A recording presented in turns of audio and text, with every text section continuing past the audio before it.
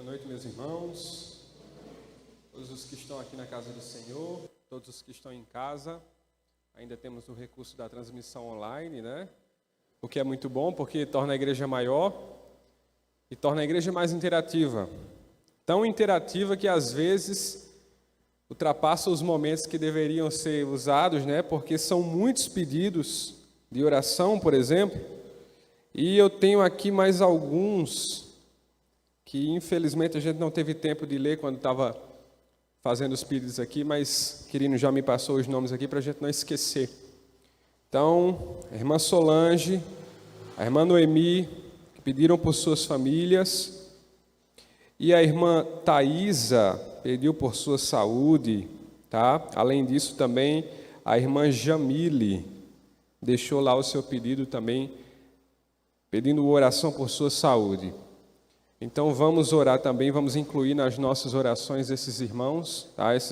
Essas 4 irmãs, na verdade, a irmã Solange e Noemi, que são membros da nossa igreja, e as irmãs Thaisa e Jamile, que se sintam também parte da nossa igreja e terão as nossas orações também. Irmãos, já faz um tempinho que eu não vim aqui para o púlpito da Igreja Central, a minha igreja, e eu estou muito feliz em estar aqui, né, e que o Espírito Santo esteja comigo, esteja com vocês, e que nós possamos aprender as verdades que Ele tem para nós hoje. O título do sermão de hoje, desta noite, é O Novo de Deus. O Novo de Deus. E eu convido você a abrir a sua Bíblia em Isaías capítulo 43. Isaías capítulo 43, verso 18.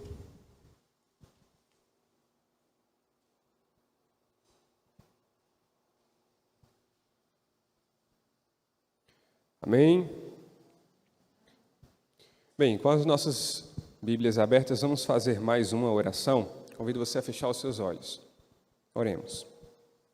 Querido e grandioso Deus, estamos aqui, Senhor, teus filhos reunidos em tua casa de oração, clamando para que o Senhor esteja presente e que o Senhor toque os nossos corações duros, ó Pai. Os nossos corações anestesiados da rotina do dia a dia. Nós sabemos que o Senhor acompanha a nossa rotina e nós pedimos que o Senhor agora apacente o nosso coração, limpe as nossas mentes, nos faça refletir em tuas palavras, que elas sejam internalizadas e postas em prática. Nós complementamos os pedidos de oração, ó Pai, também pedindo pelos novos pedidos aqui, da irmã Noemi, irmã Solange, Thaisa e Jamile, que o Senhor os atenda de acordo com a tua vontade e que tua mão poderosa esteja intervindo nestes casos. Ó Pai, nós te pedimos agora a unção do teu Espírito Santo, que eu seja apenas um instrumento para passar aquilo que o Senhor deseja dizer ao teu povo. Nós te pedimos isso em nome de Jesus. Amém. Isaías 43, verso 18 e 19 diz assim: Esqueçam tudo isso, não é nada comparado ao que eu vou fazer, pois estou prestes a realizar algo novo. Vejam, já comecei, não percebem? Abrirei um caminho no meio do deserto, farei rios na terra seca. Obrigado, irmã. Vejam, estou prestes a realizar algo novo, é o que diz o Senhor. Deus está querendo realizar, operar algo novo nas nossas vidas. Amém? Essa é a promessa que vai iniciar o nosso sermão. Mas, irmãos, quando a gente fala de novidades, já que o sermão é sobre isso, nem sempre as pessoas gostam de novidades. Tem pessoas que não gostam de novidades. Tem pessoas que, quando alguém diz assim, que tem uma novidade para te contar, a pessoa já fica meio assim, é novidade boa ou é novidade ruim? Já se arma na defensiva. Porque existem pessoas que preferem ficar do jeito que estão, acomodadas da situação em que estão. Não querem mudar. Está muito bom do jeito que está. Não quer mudança. Mudança dá trabalho, né? Tem pessoas que pensam assim. E aí não são muito satisfeitas com novidades. E um dos exemplos que eu posso pensar aqui com os irmãos, que inclusive eu estava pensando nesse exemplo quando eu iniciei a preparação desse sermão, é o povo de Israel. O povo de Israel, na libertação que eles tiveram dos poderes do Egito, eles viram uma sucessão de coisas novas. Eles viram o mar abrir, eles viram pão cair do céu, eles viram nuvem de fogo. Mas mesmo assim esse povo insistia em se apegar ao passado muitas vezes. Essas novidades parece que não eram suficientes para fazê-los desapegar do passado, viver a plenitude do algo novo que Deus estava preparando para eles. Era difícil soltar, era difícil esquecer.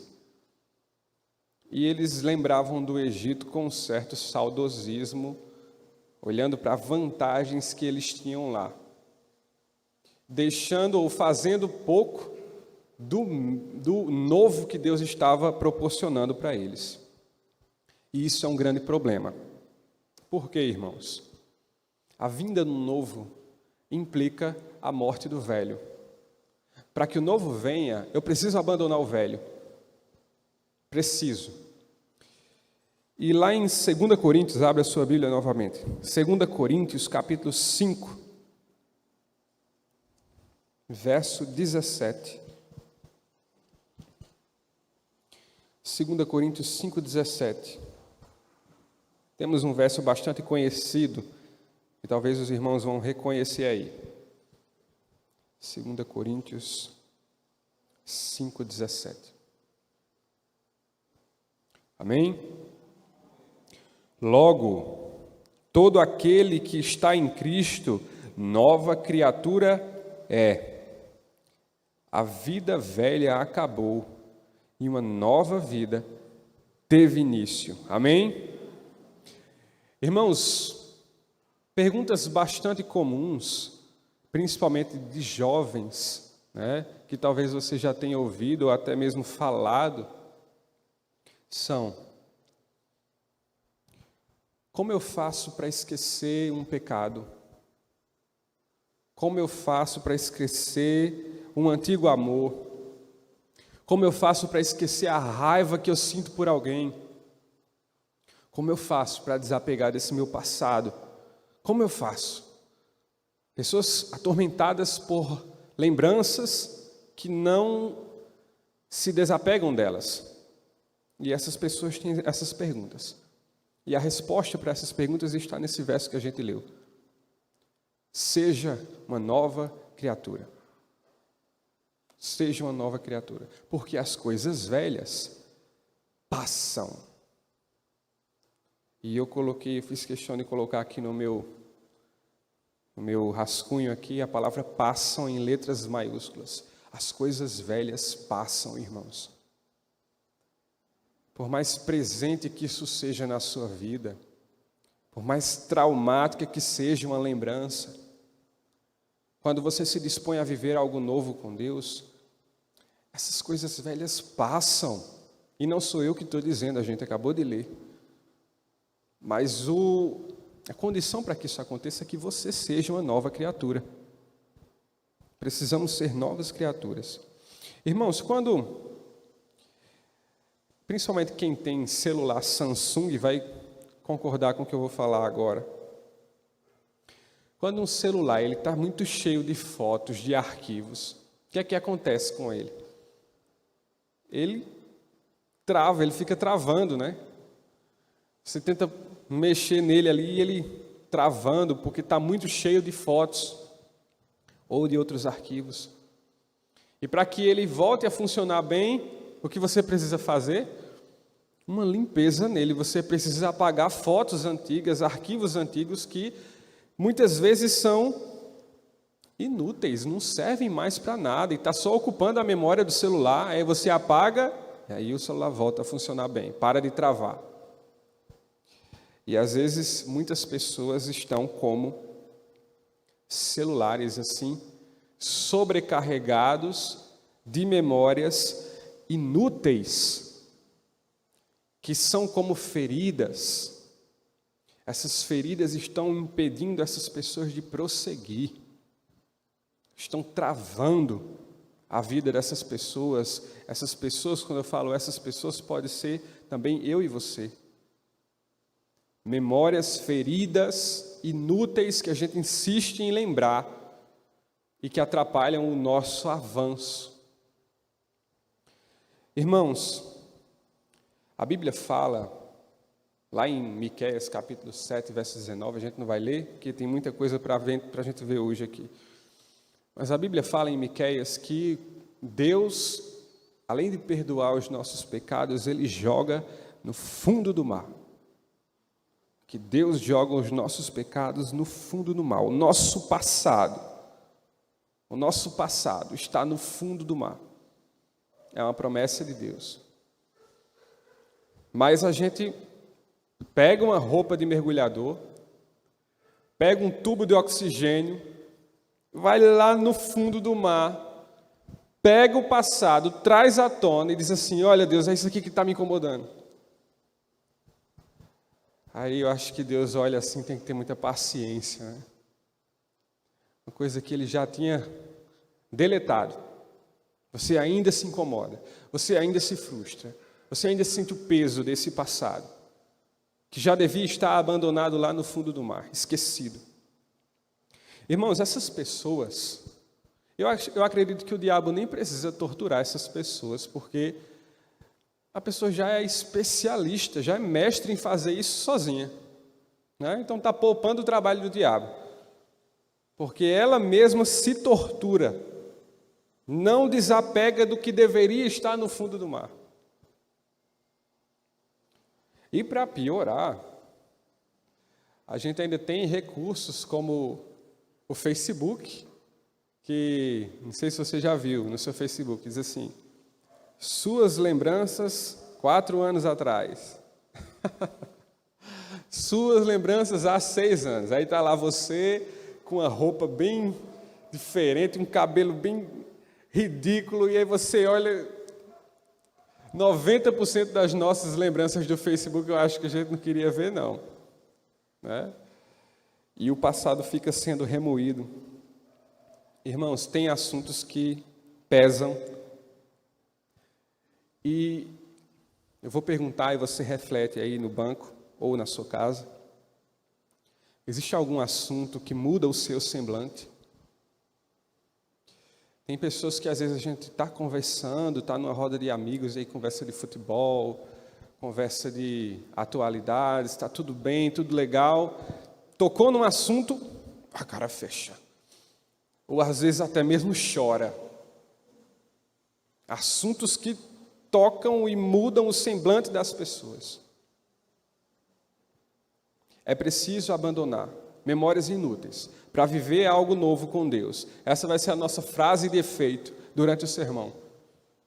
Para viver algo novo com Deus, o que é inútil tem que ficar para trás. Você dá um tchauzinho aí para suas lembranças ruins. Irmãos, a Bíblia fala, né, sobre essa faxina que a gente está falando aqui, essa faxina que a gente tem que fazer nas nossas memórias. A Bíblia fala que, lá em Mateus, que basta a cada dia o seu mal. Ou seja, eu e você só estamos autorizados a nos preocuparmos com o mal das 24 horas que nós estamos vivendo agora. O que passou não merece mais a nossa preocupação. E o futuro, todo mundo já sabe, né? A Deus pertence. A preocupação é para o hoje, para as 24 horas que estamos vivendo. Porque se a gente for ficar olhando para trás o tempo inteiro, a gente vai ter uma crise de passado que pode receber o nome de depressão, né? se essa crise de passado ela se agrava, a gente pode desenvolver até mesmo uma depressão. Olha a necessidade de viver algo novo com Deus. Olha a necessidade. Abra sua Bíblia em Eclesiastes. Eclesiastes capítulo 7, verso 10.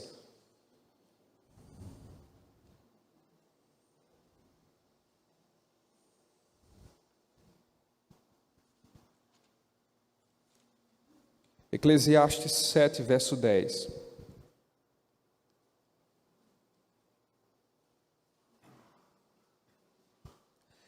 Irmãos, até agora a gente só falou do passado ruim, lembranças ruins, memórias ruins. Mas e o passado bom? E as boas lembranças? A gente faz o quê com elas? É o que vai nos dizer Eclesiastes capítulo 7, verso 10. Amém? Não viva saudoso dos bons e velhos tempos. Isso não é sábio. Ou seja, em outras palavras, interpretando esse texto, nem o passado bom a gente deve ficar remoendo. Nem o passado bom. Passado é passado. Bom ou ruim a gente deixa para trás. Existem algumas frases que algumas pessoas gostam muito de dizer assim: tal ano foi o melhor ano da minha vida. O ano de 89 foi o melhor ano da minha vida. O ano de 2007 foi o melhor ano da minha vida. Não é? Ou então diz assim: o melhor da minha vida já passou. Irmãos, isso é mentira. É mentira. Porque quem está preparando o novo é Deus. Deus é quem está preparando o novo. E se é Ele que está preparando o novo, o melhor está por vir. Você precisa confiar nisso. O melhor da sua vida não passou, muito pelo contrário. Muito pelo contrário. Existem coisas grandiosas, maravilhosas que te esperam, que aguardam você no futuro, que foram preparadas e assinadas por Deus, e você vivendo de saudosismo, dizendo que o seu melhor ano foi o ano de... se prendendo a memórias boas. Da mesma forma que a gente não deve se prender a memórias ruins, também não devemos nos prender a memórias boas. Irmãos, outro exemplo, eu gosto muito de dar exemplos. Por que será que o retrovisor do carro é tão menor que o vidro da frente? 20 vezes menor do que o vidro da frente. Por quê? Porque é para a gente olhar muito mais para frente do que para trás. Não é? E tem pessoas que estão dirigindo a vida só olhando para o retrovisor. Você já viu alguém na rua assim, só olhando para o retrovisor e dirigindo? Eu não vi. Mas caso isso aconteça, uma pessoa que dirige a vida só olhando para o retrovisor, o que é que vai acontecer com o carro? Vai bater, a pessoa vai se machucar. Vai se machucar. Então, nós, resumindo tudo que eu já falei, passado bom, a gente agradece e esquece, porque o melhor de Deus está por vir. Amém? E passado ruim, a gente tira lições e não repete. Passado ruim, a gente tira lições e não repete. Aliás, tem pessoas que são especialistas em repetir os mesmos erros, não é verdade? Tem pessoas que dá para escrever um livro dizendo assim, como repetir o mesmo erro 200 vezes. Muitas vezes nós nos pegamos caindo no mesmo erro, e isso significa que a gente não lidou bem com o passado. Não aprendemos com os nossos erros. E uma última lição sobre o passado, sobre essa questão de lembranças, para a gente começar a falar mais de novidades, sobre o passado. Não há o que fazer? Esqueça. Há o que fazer? Faça. Faça. Por quê? Vou contar uma história para os irmãos. Essa história quem contou foi um pastor lá de Minas Gerais. Diz o seguinte a história, né?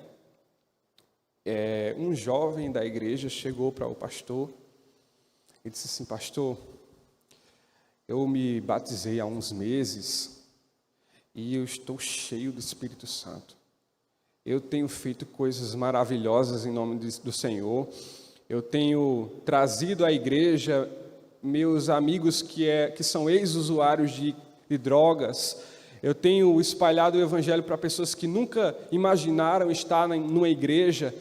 Deus tem me usado, pastor, poderosamente. Eu estou cheio do Espírito Santo. Mas tem um probleminha, pastor. Um pouquinho antes de me converter, eu participei de um assalto a um banco. Mas assim, pastor, eu não estava lá junto assaltando o banco, não segurei em arma nada. Eu só era o piloto de fuga. Eu estava ali só para dirigir o carro. Os meus amigos foram, assaltaram o banco, pularam dentro do carro e eu só fiz dirigir. E o que está pegando, pastor, é que desses 4, né, dos meus 3 amigos, 2 já foram pegos. Já estão presos. E eu estou achando que vai chegar uma hora que eu vou ser pego também. E aí, pastor, o que é que eu faço? Mas antes de me dar a resposta, lembra que eu estou cheio do Espírito Santo. Aí o pastor disse assim: então, se você está cheio do Espírito Santo, é muito fácil.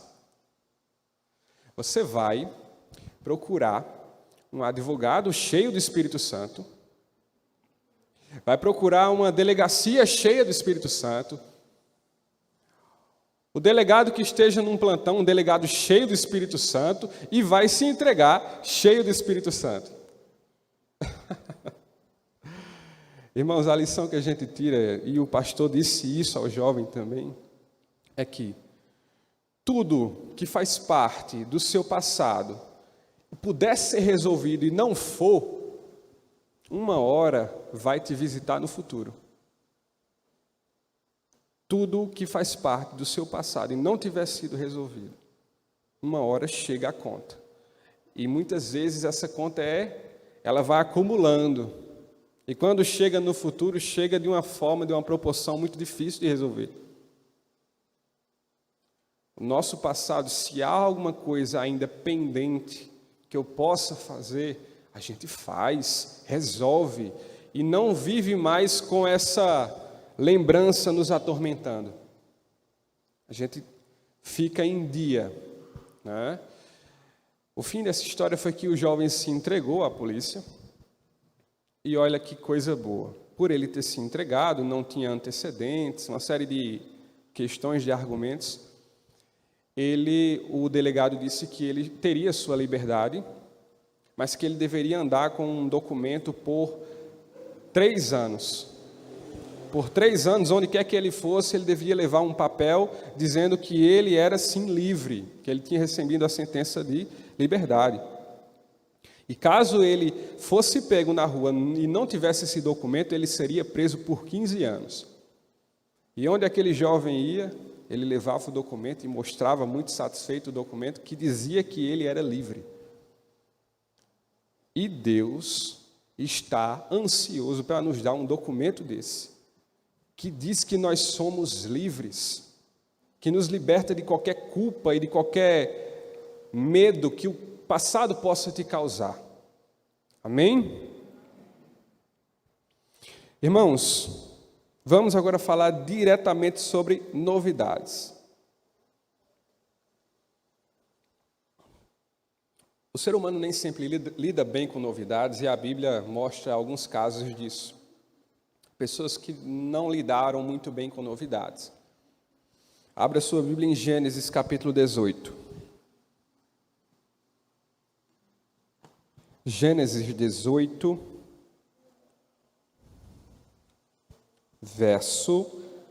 a gente vai ler do verso 9 em diante, até o 14.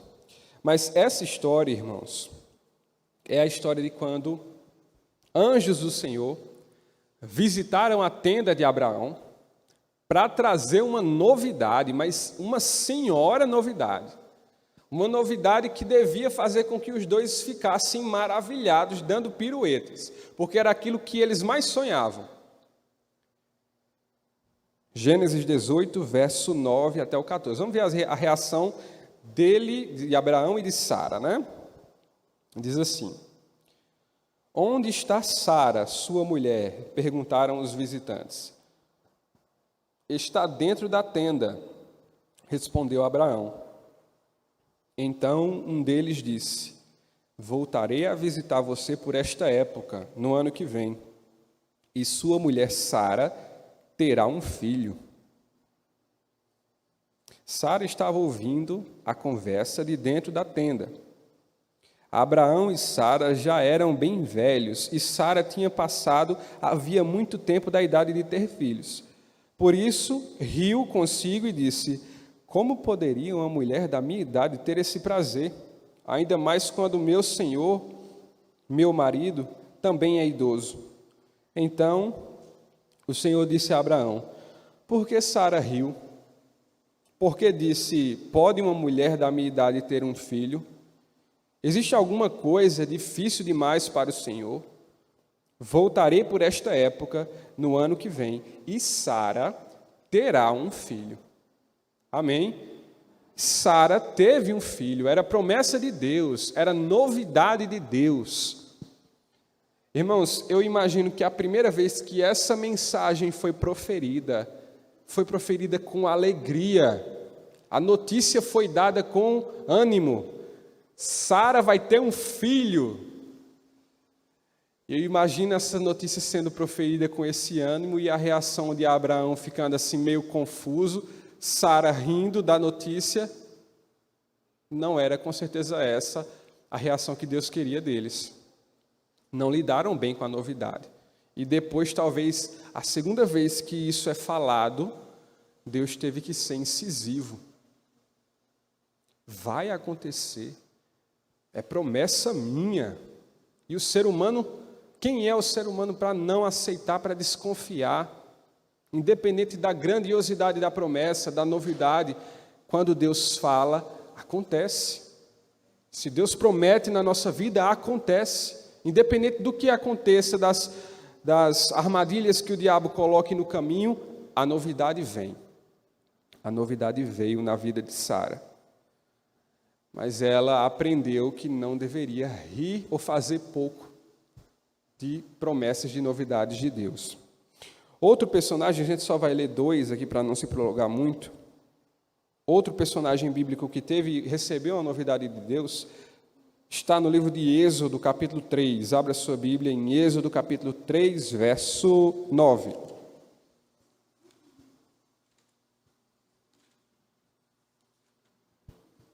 Êxodo 3, verso 9.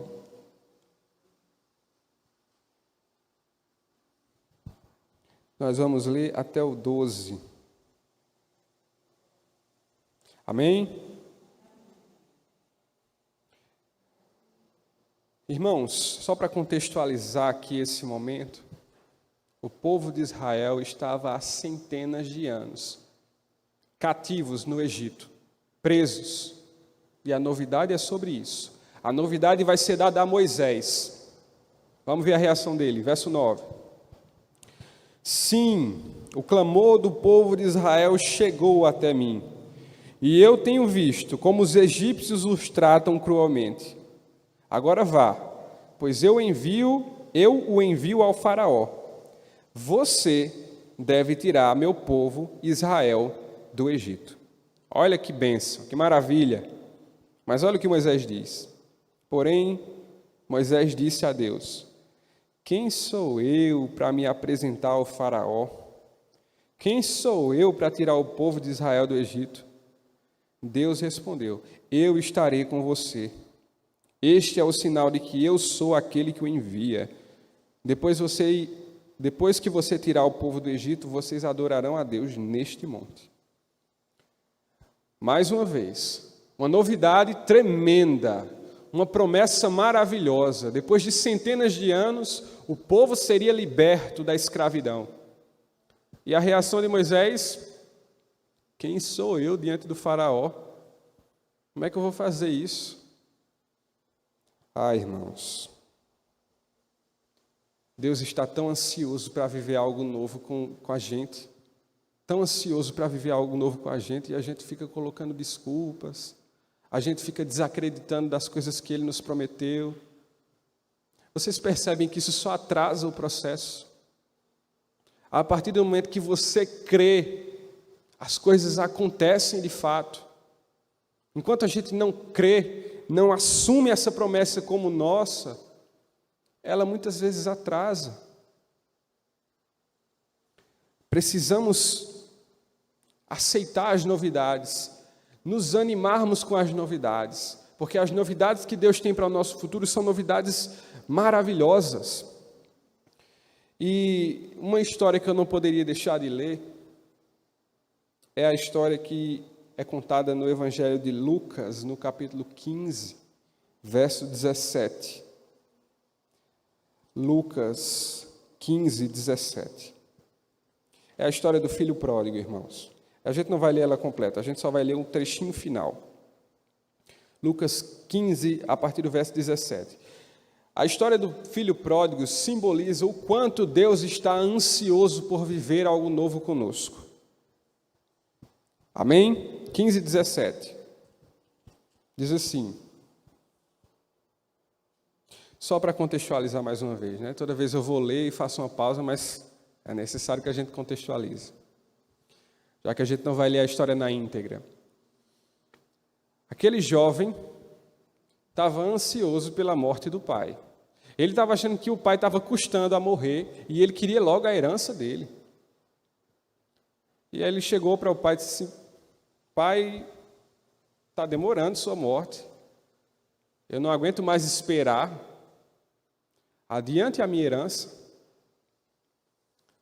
Você imagine quão doloroso deve ter sido para esse pai ouvir isso. Mas assim ele fez, ele adiantou a herança daquele jovem, e ele foi e gastou todo o seu dinheiro com bebida, com prostituição. Das piores formas, ele gastou toda a sua herança. E depois ele caiu em si. E quando ele cai em si, acontece isso aqui, verso 17 em diante. Quando finalmente caiu em si, disse, até os empregados de meu pai têm comida de sobra e eu estou aqui morrendo de fome. Vou retornar à casa de meu pai e dizer, pai, pequei contra o céu e contra o Senhor, e não sou mais digno de ser chamado seu filho. Por favor, trate-me como seu empregado. Então voltou para a casa de seu pai. Quando ele estava ainda longe, seu pai o viu. Cheio de compaixão, correu para o seu filho, o abraçou e o beijou. O filho disse, pai, pequei contra o céu e contra o Senhor, e não sou mais digno de ser chamado seu filho. O pai, no entanto, disse aos servos, depressa, tragam a melhor roupa da casa e vistam nele, coloquem um anel no dedo e sandálias nos seus pés. Matem um novilho gordo, faremos um banquete e celebraremos, pois este meu filho estava morto e voltou à vida, estava perdido e foi achado. E começaram a festejar. Irmãos, essa história eu acho fantástica. A partir do ponto que a gente leu, né? A partir do verso 17, o filho tinha uma novidade para contar para o pai, mas não era uma novidade nada boa. Uma novidade bem ruim, na verdade.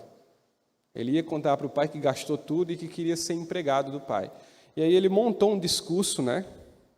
No verso 19, ele monta um discurso, memoriza esse discurso, e eu imagino esse filho pródigo voltando para casa, decorando esse discurso. Pai, pequei contra ti, e ele ficava ensaiando várias vezes.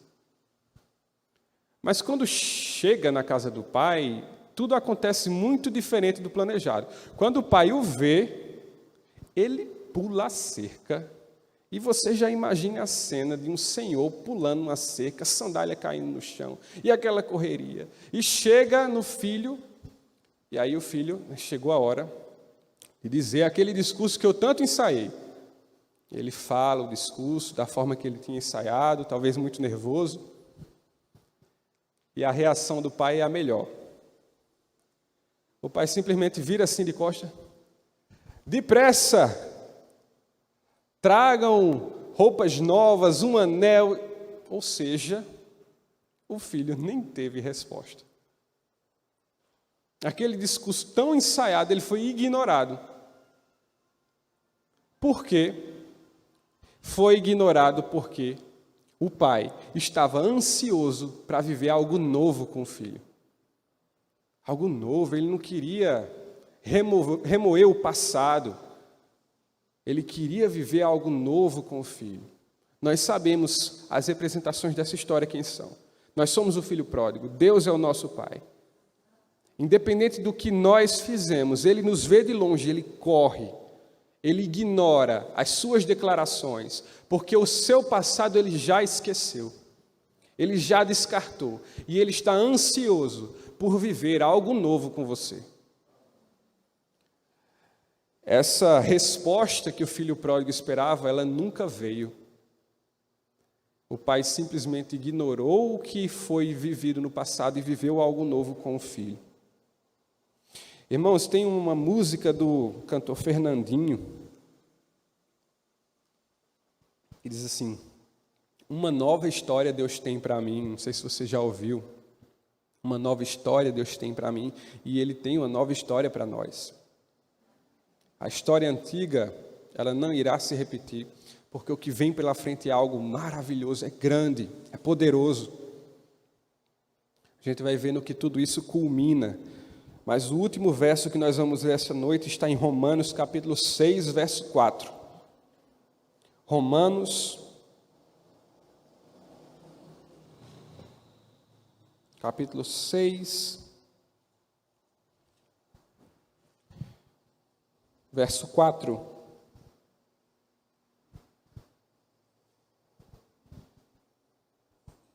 Amém?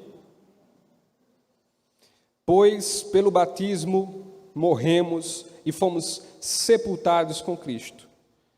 E assim como Ele foi ressuscitado dos mortos pelo poder glorioso do Pai, agora nós também podemos viver em novidade de vida. Amém?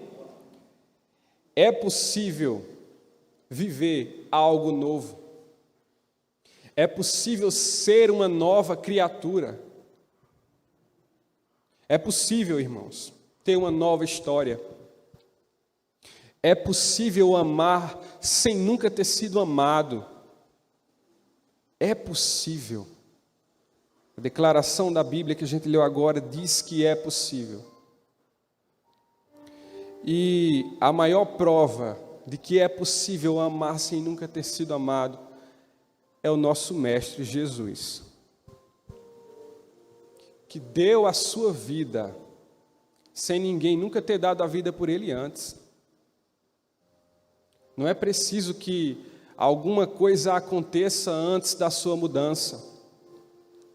Não é preciso que algo aconteça antes de você viver o novo com Deus. Basta a sua decisão.